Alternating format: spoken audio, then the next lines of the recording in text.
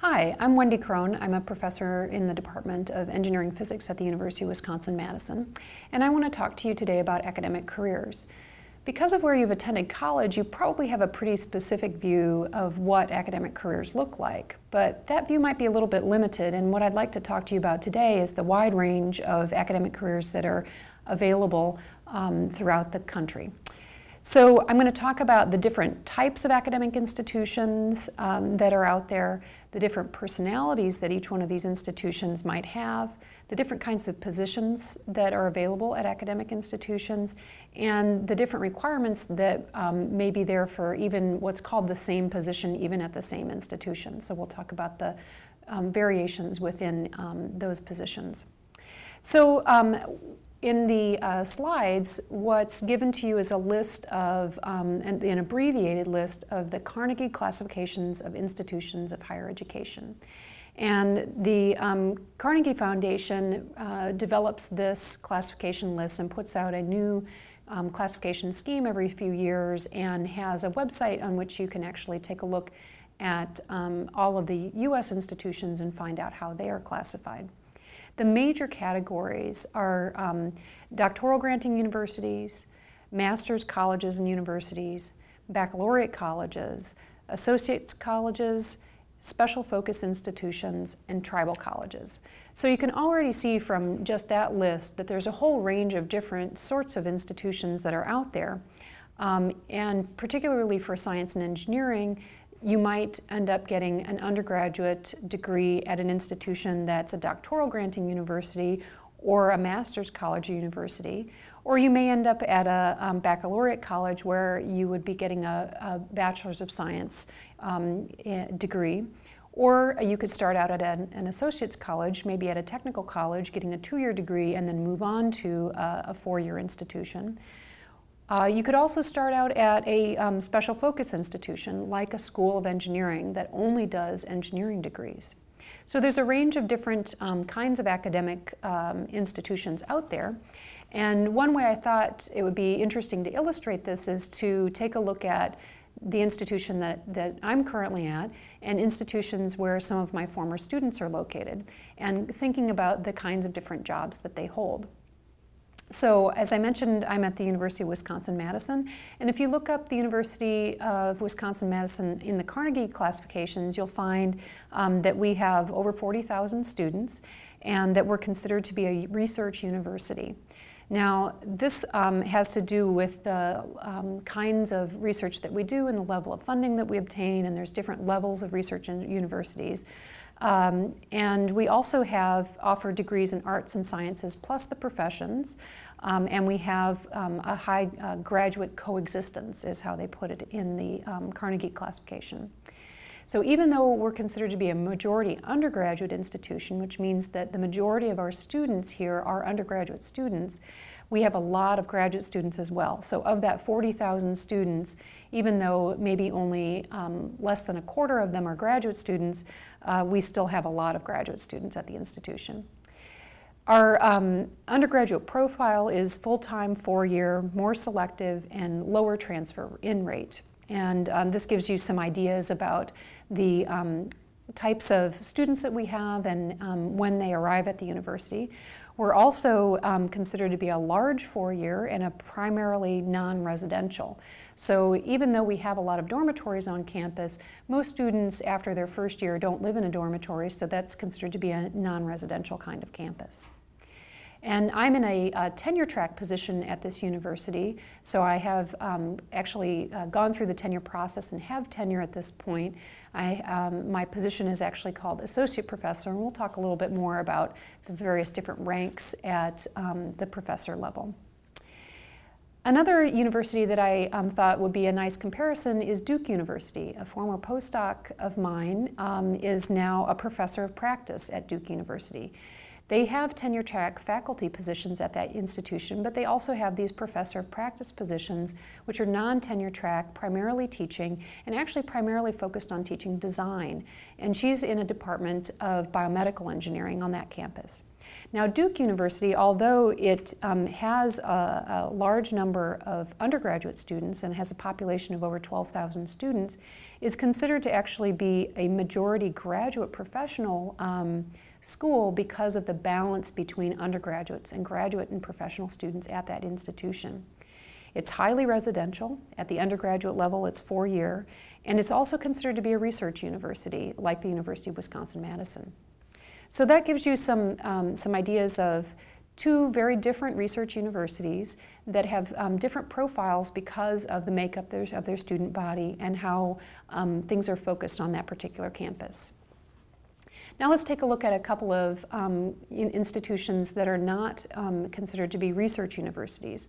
Let's take a look at two institutions that are baccalaureate colleges in arts and sciences. And the first one we'll look at is Lewis and Clark College. A former graduate student of mine is now an assistant professor there in the Department of Chemistry. And that particular college has just over 3,000 students. They have no graduate students on that campus, although they do have post-baccalaureate professional kinds of programs. It's called majority undergraduate. The students are full-time, 4-year. It's a more selective institution, and they have a low transfer-in rate, similar to the University of Wisconsin-Madison. It says that its size and setting is small, 4-year, and it's highly residential. And as I mentioned, this is one of these BS arts and science kinds of colleges. So the kind of position that this professor is in is quite different from mine because there's no graduate course teaching. There are no graduate students, so there's no graduate advising, and the only research that's done on that campus is research that's related with undergraduate students. Now, that doesn't mean that no research is done. It actually means that there's quite a bit of research done in this particular campus, but that research is all done with undergraduate students rather than with undergraduates and graduate students like it is at the University of Wisconsin-Madison. Another example is Luther College, and a student that worked for me as an undergrad and then received her PhD in mechanics from the department that I teach in is now an assistant professor of physics at that university.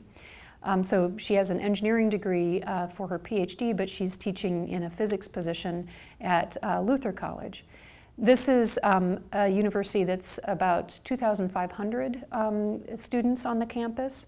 They have no graduate students. It's also a baccalaureate college of arts and sciences, and it's an exclusively undergraduate 4-year school. So that gives you another idea of a different sort of institution. And again, at this institution, this professor does a significant amount of research. She actually often visits the University of Wisconsin-Madison campus and does some collaborations back here in the summertime. And she has undergraduate research ongoing with her students on campus at the Luther College. So that gives you a sampling of a couple of different kinds of institutions, and I've only picked 2 institutions from 2 different of the Carnegie Classifications, and there's a whole host of other classification categories, so you can imagine that there's a wide range of institutions out there. Each one of these institutions has its own personality, and that personality can depend on such factors as its size, where it's located in the country, whether or not it's public or private institution. If it has a religious affiliation, it might have a specific personality associated with that. The size of the school, the size of the endowment that the school has, the student profile, whether it's residential or commuter, how diverse the student body is, all of that puts together a sort of personality for the institution. And even if the institution has the exact same profile in Carnegie classification, it might in fact have a very different personality. So every institution is different. And then within these institutions, the career paths. Some of them are the same at various institutions. Some institutions only have certain career paths available. And even within those career paths, there may be differences within the institution or within disciplines in the institution. So let's talk about 2 different basic kinds of classifications for thinking about the career paths. So one way to think about the career paths is tenure track versus non-tenure track career paths. So tenure track career paths, you're probably familiar with professors that have taught you in courses, and they have ranks such as assistant professor. These are untenured faculty that are on the tenure track, and they're working towards tenure during a process that takes somewhere between 7 to 10 years. There are associate professors. At most institutions, associate professors have tenure, although there are some variations in that as well. And then there are professors, and some people call them full professors, but the rank is actually just professor. And the other title you might hear is emeritus professor, and this is a professor who's retired, but still may be active in research or active in teaching at the institution on a part-time or maybe even full-time basis. So you have those tenure track positions, and then you have non-tenure track positions that can actually have very similar duties to the tenure track positions, but maybe only a segment of the duties. So for instance, the list of off-tenure track positions that I wrote out for myself when thinking about the kinds of positions I know of at our institution and at other institutions are scientists, research associates, research coordinators, instrumentation specialists, faculty associates, professor of practice, adjunct professor, lecturer, instructor, laboratory coordinator, and there's a whole host of other positions that I didn't manage to think of when I was brainstorming these. Now, as you can kind of sense from that list, the people that have titles like scientist or research associates might be doing primarily research. And the people that have titles like lecturer or instructor might be doing primarily teaching. But even on the tenure track, faculty positions are going to be different at different institutions, and some tenure track faculty positions may be primarily teaching, whereas other tenure track faculty positions may be more balanced towards research. At the University of Wisconsin-Madison, we have both a research and teaching focus. Research is critical, but teaching is also highly important, and so we're always trying to balance those two activities. Now, even at a particular campus, if you look at a certain position, and you compare what happens in, say, a department of chemistry versus a department of chemical engineering, for instance, on a campus, you might see variations in the expectations for that particular position and what kinds of requirements there are for both teaching and research in those positions. So different requirements happen at different institutions, as well as within institutions, maybe between different departments in that institution. And these different requirements can give you a various range. Say, for instance, if you look at teaching-oriented positions, the teaching load could range from something like 1 to 2 courses per year to something like 8 to 12 credit contact hours per semester. So one would be considered a fairly low teaching load, and the other would be considered a fairly high teaching load. And obviously, the balance of other things that you're able to accomplish with that teaching load differs between the low and high teaching loads. The kinds of teaching that you might do if you have a teaching position could vary widely. You could be teaching only undergraduate students. You could be teaching a mix of courses that involve both undergraduates and graduates. You might be in a program that only offers graduate degrees, so you're only teaching graduate students. Your class size could vary from just a few students to hundreds of students. You may or may not have TA support to teach the courses. So each one of these positions is going to have a different balance of the types of teaching that's done, as well as the kind of student interactions that you might have. Now, if we look at research expectations, a number of the positions that I mentioned both on and off the tenure track are involved with research. And research expectations might involve activities with postdoctoral researchers, PhD and master's students, as well as undergraduate students.